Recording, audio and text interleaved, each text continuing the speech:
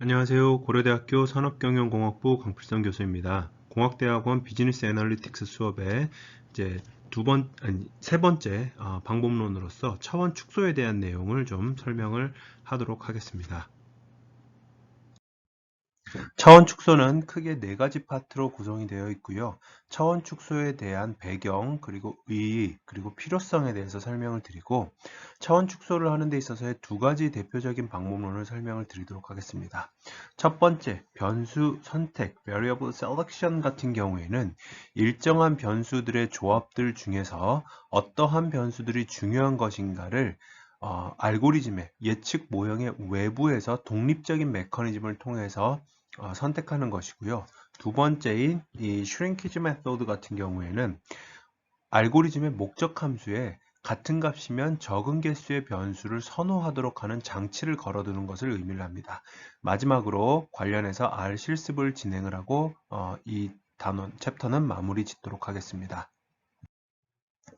자, 우선 일반적으로 머신러닝이나 데이터 분석을 통한 비즈니스 애널리틱스의 프로세스를 보면 첫 번째, 데이터를 확보를 하고요. 그 데이터를 확보를 한 다음에 전처리라는 것을 수행을 합니다. 이 전처리라는 개념은 데이터에 어떤 아웃라이어는 없는지, 미싱 밸류는 없는지 이런 데이터에 대한 탐색을 통해서 머신러닝 알고리즘들이 잘 학습이 될 수 있도록 하는 여러 가지의 기초적인 작업을 의미를 하고요. 그 중에 대표적인 한 가지가 차원 축소, Dimensional to Reduction이 되겠습니다. 이렇게 축소된 차원의 데이터를 가지고 학습 알고리즘을 구축을 해서 이제 최종적인 평가를 하게 됩니다.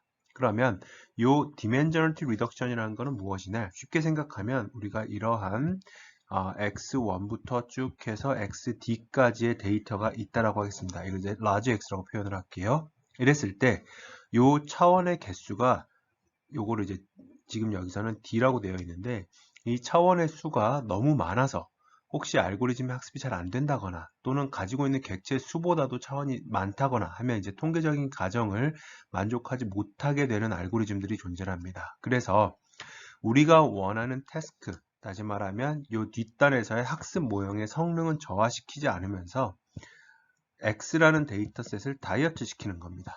쭉 해서 XD'이라고 하면 이 차원을 D'이라고 할게요. 그러면 D'은 D보다는 더 작아야 됩니다. 그래야지만이 차원이 축소됐다라는 표현을 하고요.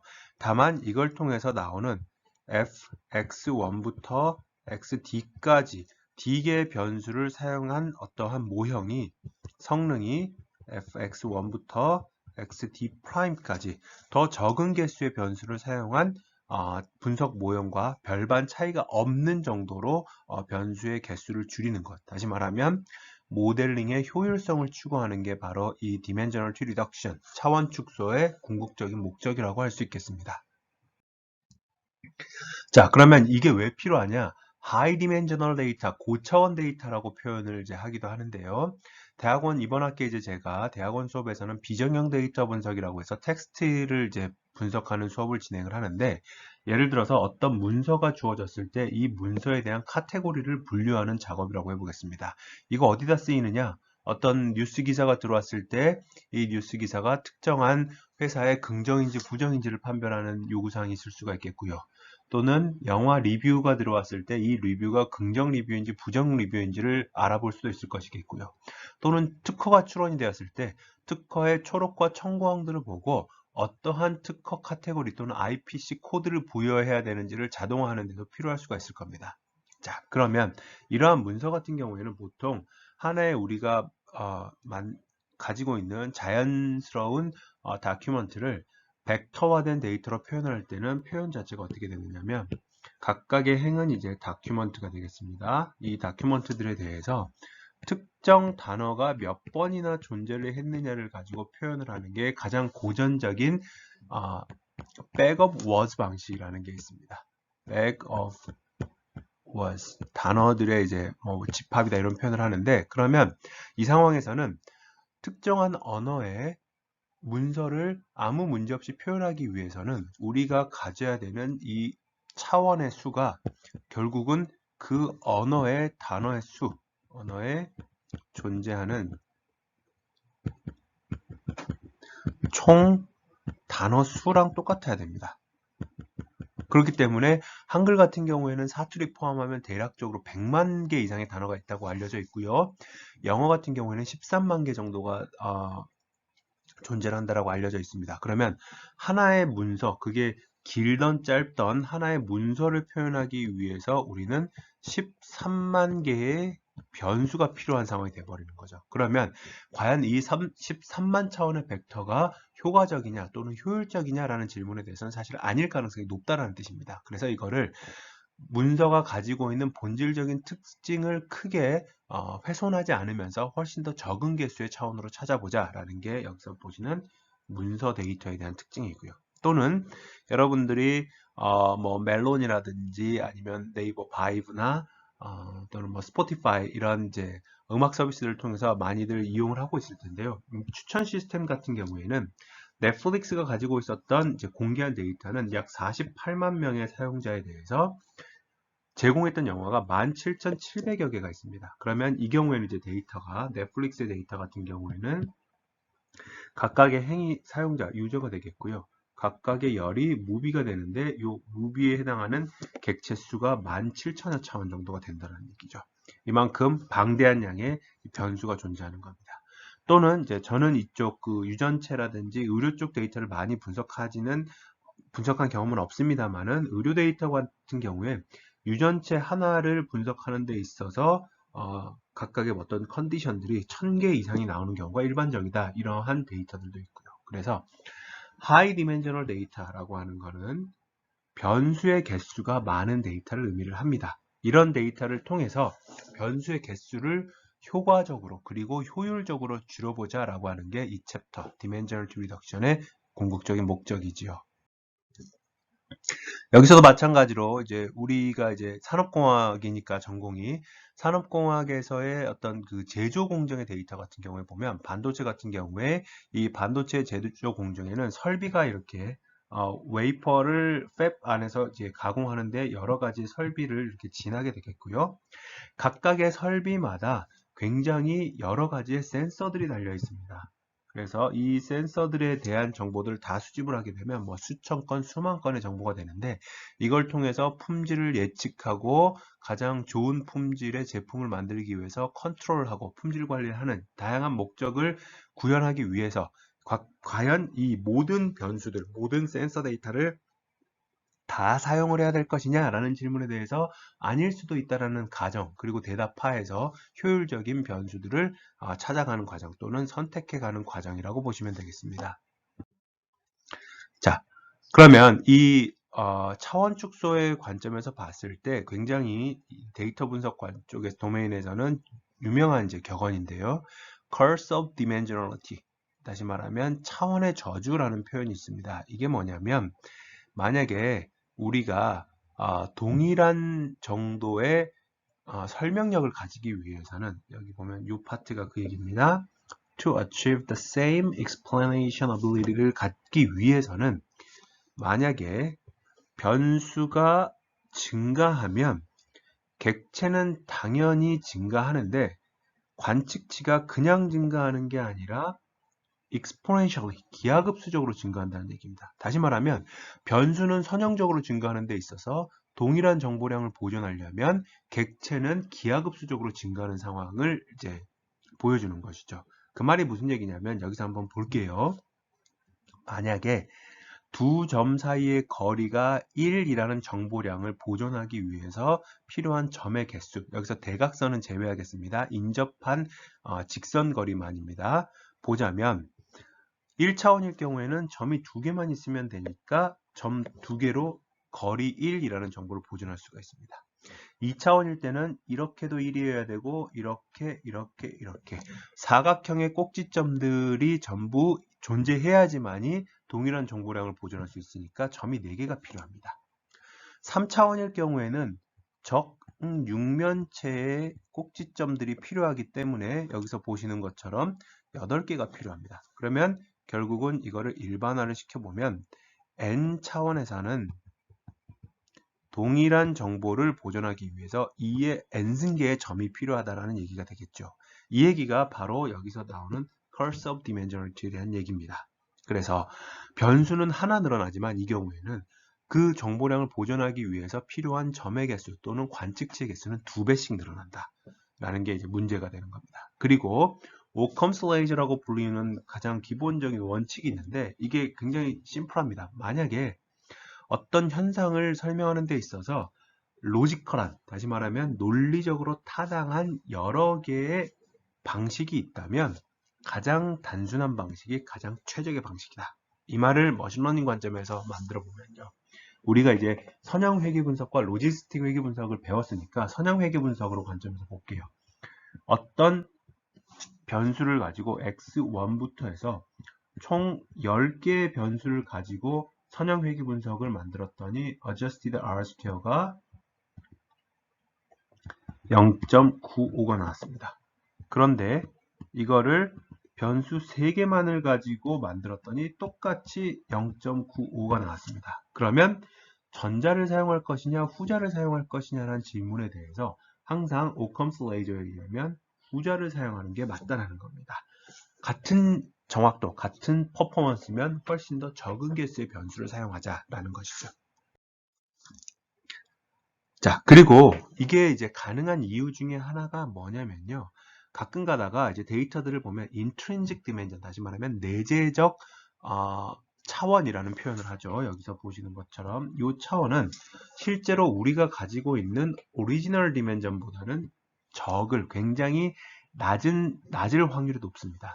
간단하게 한번 볼게요. 혹시나 여러분들 데이터 분석에 관심이 있어서 미리 외부 스터디나 또는 공개된 자료를 통해서 딥러닝 또는 CNN을 공부를 해본 사람이라면 이 데이터셋을 한 번씩은 봤을 겁니다. 이게 수기로 작성한 0부터 9까지의 숫자들을 디지털화 해 놓은 것입니다. 그래서 handwritten digit data에서 MNIST 데이터라고 표현하죠.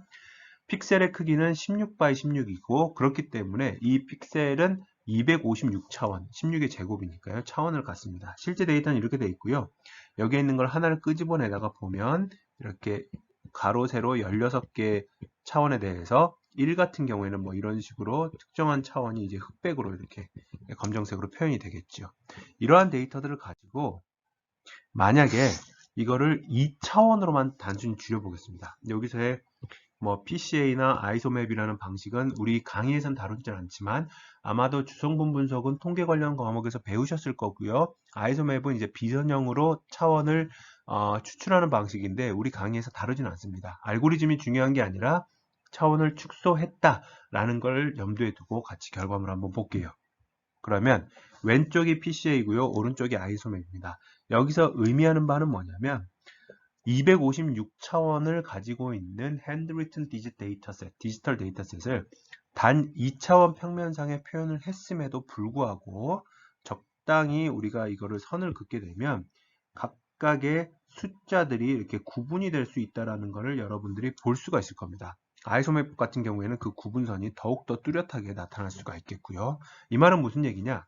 숫자라는 이게 무슨 수인가 라는 한 자리 수를 예측하는 태스크에 대해서 256차원의 원 데이터가 전부 다 사용이 돼도 좋지만 2차원, 단순히 그럼 거의 100분의 1도 넘게 차원이 줄었는데 그렇게 줄어든 차원 하에서도 큰 문제 없이 우리가 구현할 수 있더라 또는 구분할 수 있더라라는 겁니다. 그래서 결국은 우리가 다시 한번 강조하고자 하는 파트는 특정 태스크를 수행하는 데 있어서 항상 오리지널 디멘전 데이터를 다 사용해야 되는 것은 아니다. 훨씬 더 낮은 본질적인 인트린직 디멘전은 상대적으로 낮을 가능성이 높다라는 겁니다. 항상 그렇다는 얘기는 아닙니다. 그럴 가능성이 높다는 뜻입니다. 자, 그래서 이 curse of dimensionality, high dimensional 데이터가 가지고 있는 잠재적인 문제는 뭐냐면요. 아무래도 우리가 이제 선형 회귀 분석 설명을 할 때 굉장히 강조했던 것 중에 하나는 모든 데이터는 y는 이제 지도학습 관점에서 봤을 때요. fx 플러스 한 다음에 빨간색으로 표시된 노이즈라는 게 존재한다라고 했습니다. 이 노이즈라는 게 변수의 개수가 많아지면 많아질수록 이 노이즈 자체도 생성이 되거나 포함될 가능성이 높습니다. 당연하겠죠. 변수가 하나일 때와 변수 3개일 때는 각각에 대해서 노이즈가 생성될 확률이 이제 증폭이 되게 되니까 셋 중에 하나라도 노이즈가 있으면 노이즈가 되니까 5호 조건으로 결합이 되니까 변수의 수가 증가할수록 노이즈가 발생할 가능성이 높아진다라는 거는 이제 참에 가까운 명제입니다. 그러면 이 문제가 뭐냐면 노이즈가 데이터에 존재를 하면 이로 인해서 예측 퍼포먼스가 저하될 가능성이 높습니다. 왜냐하면 얘는 적정하면 모르겠는데 이게 과도하게 되면 f라는 함수를 추정하는 데 있어서 방해를 하는 역할을 합니다. 이 방해를 크게 받으면 크게 받을수록 성능이 낮아지게 되겠죠.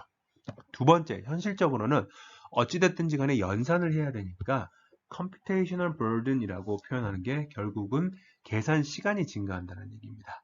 또한 아까 말씀드렸던 동일한 이 일반화 성능을 확보하기 위해서 또는 설명력을 확보하기 위해서 더 많은 수의 example들이 필요합니다. 이 세 가지가 우리가 이제 생각해 볼 수 있는 고차원 데이터에 의한 잠재적인 문제점이 되겠고요. 이거를 풀어내기 위해서 현실적인 대안으로는 자, 우리는 데이터 분석을 배우지만 현업에서는 여전히 많이 씁니다. 도메인 knowledge라는 해당하는 업에 충분한 전문성을 가진 전문가들이 특정 변수들을 수작업으로 골라내는 것은 여전히 유효한 방법이기도 합니다.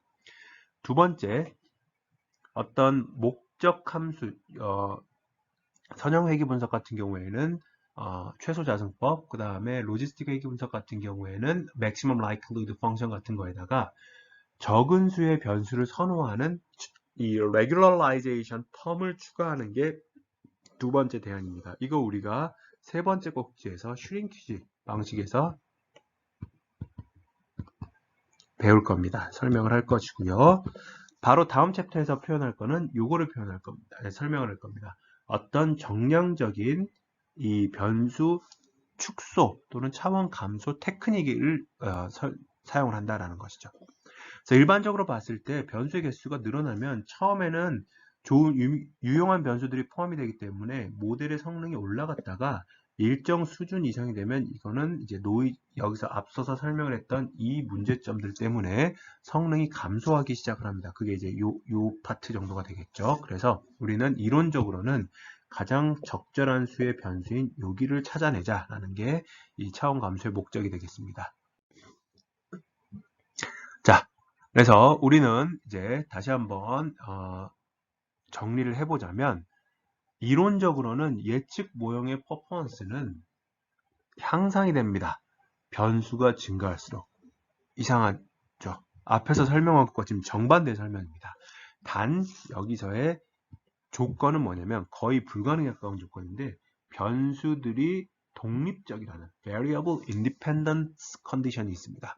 이 말은 무슨 얘기냐면 각각의 변수들이 서로의 영향을 전혀 받지 않고 독립적으로 활동하거나 수집된다는 뜻인데 현실 데이터에서 그런 경우는 거의 없다고 보는 게 맞습니다. 그래서 앞에 그림에서 보셨던 것처럼 일정 수준 이상 이제 여기서 보는 것처럼 다시 한번 변수가 독립적이지 않기도 하고요. 노이즈가 존재하기도 함에 의해서 우리가 앞서 표현했던 것처럼 이 차원이 변수가 커지면 처음에는 이렇게 성능이 올라갔다가 나중에는 이렇게 감소하는 형태를 보여주고 있는 겁니다. 그러면 목적은 뭐냐? 우리는 a subset of variable을 찾자. 근데 그 subset of variable이 하는 역할이 뭐냐? 예측 모형, 우리가 만들고자 하는 모형의 가장 베스트 핏이 되도록 하자. 여기를 찾자라는 겁니다. 요 설명의 결국은 여기에 해당하는 변수 집합들을 찾자라는 게 되겠죠. 자, 여기에 대한 추가적인 효과로는 변수들 간의 상관성을 제거함으로써 통계적인 독립을 확보해 줄 수가 있겠고요. 사후 프로세싱, 포스트 프로세싱, 변수가 적다는 얘기는 관리해야 되는, 제조업 관점에서는 관리해야 되는 센서가 적다는 얘기니까 사후 과정이 단순화될 것이고요. 중복되거나 불필요한 변수를 제거를 하면 할 수 있다. 그리고 차원이 줄어들기 때문에 이 시각화가 조금 더 수월해진다. 이런 이제 부가적인 장점들이 있습니다. 자, 그러면 이 차원 축소에 대해서 몇 가지 이제 방식을 설명을 드릴 텐데요. 첫 번째는 supervised 방식이냐, unsupervised 방식이냐에 따라서 달라집니다. supervised dimensionality reduction이라는 건 뭐냐면요. 중간에 알고리즘 또는 모델이 개입을 합니다. 그래서 여기서 보는 것처럼 이 피드백 루프가 있죠. 알고리즘은 여기 있고요. 피드백 루프가 이렇게 있는데 여기에 있는 요 그 x축, 이 x 데이터에 여기는 이제 인스턴스라고 보면 되겠고요. 여기가 이제 변수, 라고 보면 되겠습니다. 어찌됐든지 간에 어떤 우리가 앞으로 배우게 될 특정한 feature selection 테크닉에 의해서 변수의 길이가 여기에 있는 이걸 이제 d라고 놓고요. 여기를 d'이라고 놓으면 비교를 해보면 그림상으로 d는 항상 d'보다 작지 않습니까? 요거를 만족을 하는데 요것만 만족하는 게 아니라 여기서 이제 개입을 합니다. 알고리즘이 딱 이게 선형 우리가 지금까지 배웠던 선형 회귀 분석일 수도 있고요. 로지스틱 회귀 분석일 수도 있는데 딱 버티고 앉아서 야, 요 조합보다 나한테 더 좋은 조합이 있을 것 같은데 다시 한번 찾아봐 라고 하면서 피드백 루프가 있는 게 슈퍼바이즈드 방식이고요. unsupervised 방식은 여기서 보는 것처럼 이렇게 가는 피드백 루프가 존재하지 않습니다. 특정한 어떤 테크닉 또는 정량적 지표를 사용을 해서 한 방에 원타임으로 한 번만 딱 실행을 해서 변수를 줄이고 그 다음에 알고리즘을 학습을 시키게 되는 방식이 unsupervised 방식입니다.